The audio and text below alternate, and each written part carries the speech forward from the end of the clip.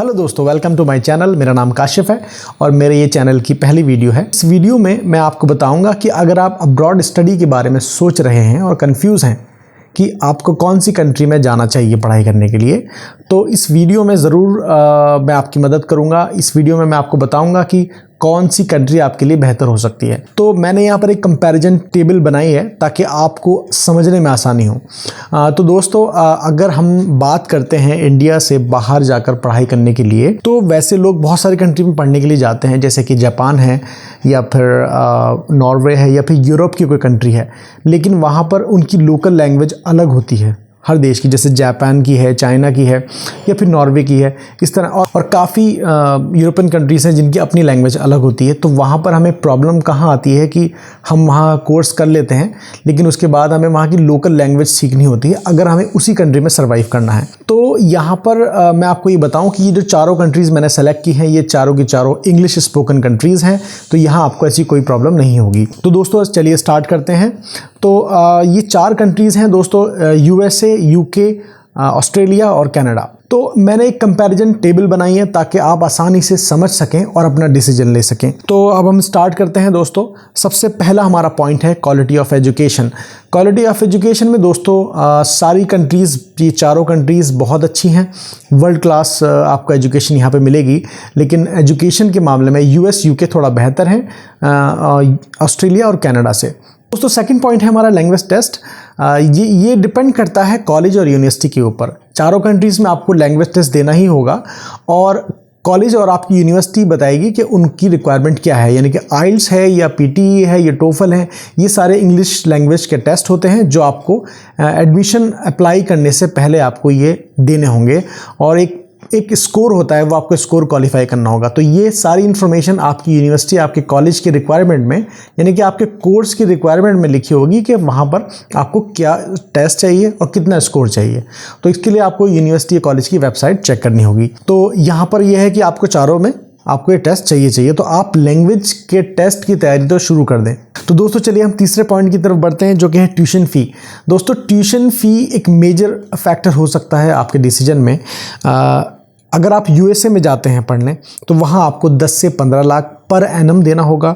UK में 10 से 15 लाख यहाँ पे सेम है, और ऑस्ट्रेलिया में 12 से 24 लाख और कनाडा में 8 से 12 लाख। दोस्तों, ये सारे इंडियन रुपीज़ में मैं आपको बता रहा हूँ। ये 1 साल की फ़ीस है। अगर आप 2 साल के लिए पढ़ने जाते हैं और आपकी फ़ीस 10 लाख है, तो समझ लीजिए 20 लाख आपको पे करने हैं। तो दोस्तों, अब हम अपने चौथे पॉइंट की तरफ बढ़ते हैं, जो कि है पार्ट टाइम जॉब।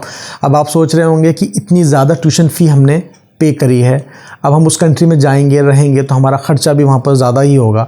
इंडिया से तो ज़्यादा ही होने वाला है रहने का जो खर्च है, क्योंकि आप रेंट पे रूम लेंगे, वहाँ पर खाना पीना खाएंगे, आने जाने का खर्च, तो दोस्तों वो अच्छा खासा वहाँ पर होता है।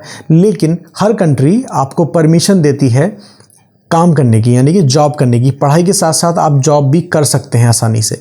तो वो वहाँ पर दोस्तों जो पैसे मिलते हैं, जैसे इंडिया में तो हाँ हर महीने की सैलरी मिलती है, तो वहाँ पर जो आपको पैसे मिलेंगे वो घंटे के हिसाब से मिलेंगे, यानी कि वेजेस जो हैं वो पर आवर आपको मिलेंगी।